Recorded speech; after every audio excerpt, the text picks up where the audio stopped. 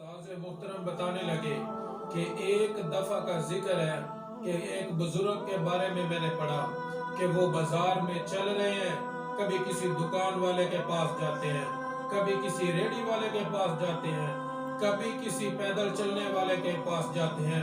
दुकान वाले की भी मिन्नतें करते नजर आते हैं, रेडी वाले की भी मिन्नतें करते नजर आते हैं। जो कभी पैदल चलने वाला है कभी उसकी मिन्नतें करते नजर आते हैं, कभी किसी के सामने हाथ जोड़ते नजर आते हैं, कभी किसी के सामने दाढ़ी को पकड़ते हुए नजर आते हैं, कभी किसी के सामने रोते हुए नजर आते हैं। मैंने मामला बड़ा अजीब देखा। मैं थोड़ा सा करीब हुआ, उस बुजुर्ग की बात को मैंने गौर से सुना। वो सबसे कह रहा था कि आ जाओ अल्लाह के घर में, आ जाओ अल्लाह के दरबार में। आज अल्लाह मानने के लिए तैयार बैठा है, आज अल्लाह सुलह करने के लिए तैयार बैठा है। सिर्फ आपके आने की देर है। दुकान से उठ के अल्लाह के घर में आ जाओ, रेडी को थोड़ी देर के लिए छोड़ के अल्लाह के घर में आ जाओ, पैदल चलने के लिए थोड़ी देर अपने कारोबार को छोड़कर अल्लाह की रजा के लिए अल्लाह के घर में आ जाओ।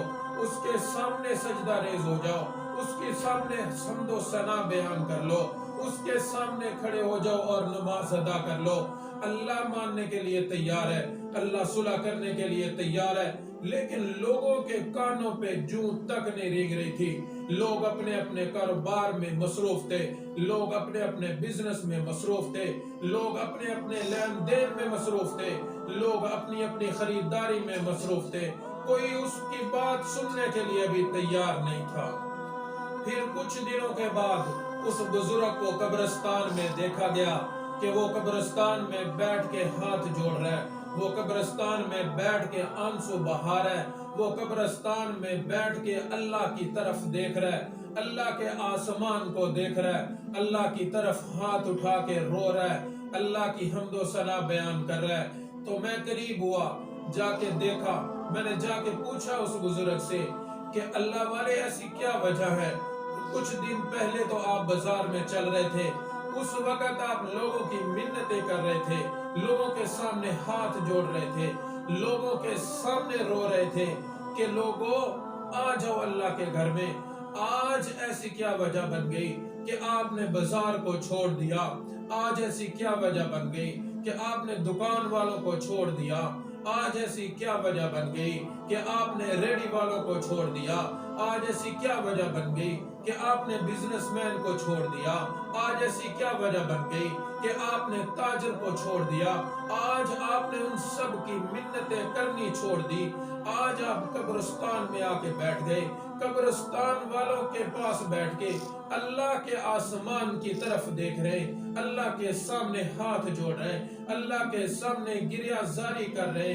तो वो बुजुर्ग बड़ा अजीब जुमला कहने लगे कि ओ नादान है, कल अल्लाह मान रहा था, दुनिया वाले नहीं मान रहे थे। कल अल्लाह राजी होने के लिए तैयार था, दुनिया के अंदर रहने वाला इंसान राजी होने के लिए तैयार नहीं था।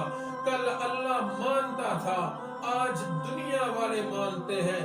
कल अल्लाह मान रहा था, दुनिया वाले नहीं मान रहे थे। आज ये कब्रिस्तान वाले मानने के लिए तैयार है, आज अल्लाह मानने के लिए तैयार नहीं है।